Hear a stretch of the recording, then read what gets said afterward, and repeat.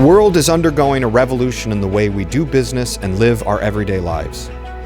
Have you ever imagined not just keeping up with the future, but influencing and guiding its course? As data shapes our world like never before, the demand for skilled AI and data professionals is rapidly growing. It is focused on trying to leverage the technologies to benefit businesses, but also in a way that takes into consideration the people and the ethical concerns that accompany AI and all the tools that are associated with it. These fields have the power to amplify technology's impact on society for the better, placing them among the most highly sought-after career paths today.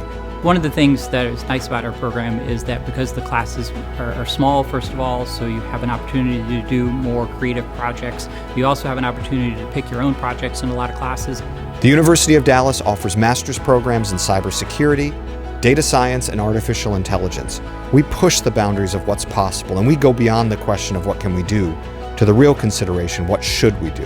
Cybersecurity and ethics go hand in hand, and it's incredibly important. The individuals that have access to our private information know the value of it and that they continue to protect it. Modern technology has the potential to solve many problems in the world today, but only in the hands of people who will use it for good.